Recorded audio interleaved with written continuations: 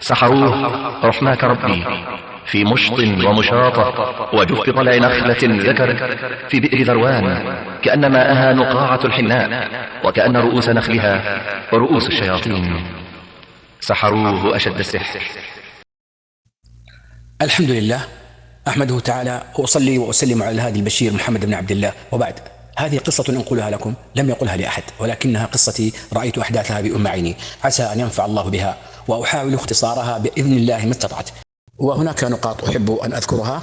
أولا أن الرقية باستماع أشرطة الرقية مفيدة ولا شك بإذنه تعالى، فالقرآن منزل غير مخلوق. النقطة الثانية أن الشخص المصاب له أن يعالج نفسه أو أهله بدون الحاجة إلى راق، سواء من الأشرطة أو بقراءة القرآن الرقية. الثالث من الأشرطة التي أنصح بها هذا الشريط إنتاج المنتدى الإسلامي بصوت الشيخ ابن عبيكان عبد المحسن بن عبيكان وتقديم الشيخ ابن جبرين رحمه الله تعالى. النقطة الرابعة والأخيرة عدم الاعتماد على كلام الجن وتصديقهم إلا بقرائن تثبت أقوالهم، فالكذب فيهم كثير.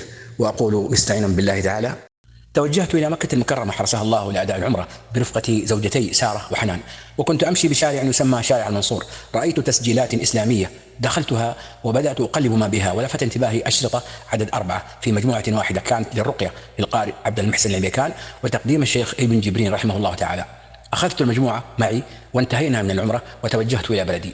أقطن في بيت عبارة عن فيلا أرضية قسمتها بين زوجتي وبينهما حوش يصل بينهما. كنت عند زوجتي الصغرى حنان، وفي غرفة نومها كان على سرير النوم جهاز تسجيل، وضعت الشريط الأول وسمعت جزءا من المقدمة. أخذت شريط رقية السحر واستلقيت لوحدي وبدأت السماع مقدمة قصيرة، ثم بدأ الشيخ العبيكان بقراءة الفاتحة ثم البقرة حتى وصل إلى قوله تعالى: واتبعوا ما تتلو الشياطين على ملك سليمان وما كفر سليمان ولكن الشياطين كفروا، وحين بلغ قوله تعالى: يعلمون الناس السحر، وكرر الآية وأنا أنصت. وبعد مدة حدث معي شيء غريب، حيث بدأت يدي اليسرى تتشنج وتنقبض أصابع يدي بدون إرادتي. جلست وبدأت أنظر إلى يدي اليسرى وأقفلت الشريط. كانت زوجتاي في بيت الكبرى سارة، ذهبت إليهما مستنكرا ما حصل لي وحدثتهما بما حصل.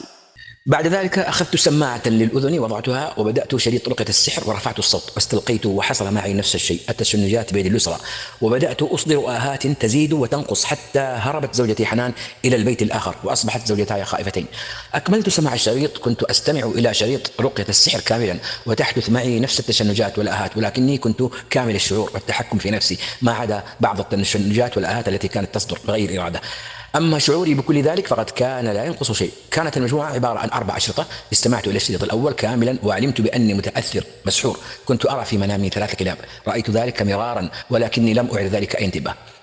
أصبحت أستمع إلى الرقية يوميا. بعد 3 أو 4 أيام حصل شيء غريب، حيث أني أمسكت يدي على رقبتي وضغطت برفق، فإذا بصوت يقول لا لا لا لا. استغربت جدا من هذا الصوت يصدر مني من فمي ولا أتحكم فيه. حين يتكلم أعني بدون إرادة يتكلم. قلت: من أنت؟ فأجابني بفمي يتكلم: خلاص خلاص تكفى تكفى. كان يكرر الكلمات بدون إرادتي ولكن بفمي ولساني. علمت أني كنت أحدث شخصا آخر، صفعت وجهي وضغطت على رقبته: من أنت؟ فصاح بصوت عال: خلاص خلاص بعلمك أبو خالد بعلمك. قلت له: من أنت؟ قال: أنا طامي. استغربت من ذلك الاسم فلم أكن قد سمعت به من قبل. قلت: من معك؟ قال: إحنا 3 وسماهم لي.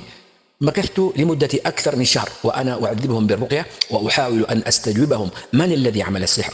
كنت أسمع الرقية وأنا أسوق السيارة والحمد لله بكامل طبيعتي إلا بعض الآهات والتشنجات كما قلت. كنت أسمع الرقية 2 مرات يوميا. التزمت البسملة في كل حركة أقوم بها، فتح باب، غلقه، قيام أو جلوس، لبس ثوب أو نعال أو فسخه، في كل حركة تقريبا أقول بسم الله، وألتزم بالأذكار اليومية وأخصها لا إله إلا الله وحده لا شريك له، له الملك وله الحمد وهو على كل شيء قدير 100 مرة. بعد مدة لا تصل إلى 2 شهر من بداية الرقية تحدث معي كبيرهم طامي. ضغطت عليه كثيرا بالرقية وكنت أحيانا أقرأ عن نفسي ولكن لا أستطيع أن أكمل الرقية. كنت كثيرا ما أخرجهم بالضغط عليهم، وكان خروجهم من القدم اليسرى تنتفض رجل اليسرى وترتفع لأعلى، ويصاحبني شعور كشعور من يبول وهو محشور جدا، لكن لا أعلم هل يخرجون أم لا، لكني كنت أرتاح. وعندما أعيد الرقية يبدأ أن ينوم، فكنت أعتمد على الشريط وأركز على آية الكرسي وعلى قوله تعالى: واتبعوا ما تتلو الشياطين. ضغطت عليه قلت: من سوى السحر؟ من سواه؟ قال بصوت عال: فلانة بنت فلان، وكان الاسم مفاجأة، فقد تفاجأت بأنها زوجة نسيبي علي أخو حنان زوجته الثانية. قلت له: وين مكان السحر؟ قال: في النخل في النخل. قلت: فين من النخل؟ قال: في غرفة الصبي في غرفة الصبي. قلت: وين غرفة الصبي؟ قال: في الركن الجنوبي، وأخذ يحلف بأنه صادق في الركن الجنوبي. حدثت أخ زوجتي في نفس اليوم وقلت له أني مسحور والسحر في غرفة صبي بمزرعة والدهم، وطلبت منه مرافقتي. ذهبنا إلى المزرعة سويا وحصنت نفسي وأخو زوجتي بالأذكار. ذهبنا إلى النخل المزرعة وكان الصبي في إجازة. دخلنا الغرفة، سألت أخ زوجتي أين الركن الجنوبي؟ أخذت عتلة وحفرت بالركن الجنوبي. كانت هناك طبقة إسمنتية رقيقة، وجدت تحتها قطعة من القماش سميكة كأنها من الصوف، لونها أسود وأزرق، لم أجد غيرها. وضعتها على الطاولة، لم أجد ما توقعت أنه السحر.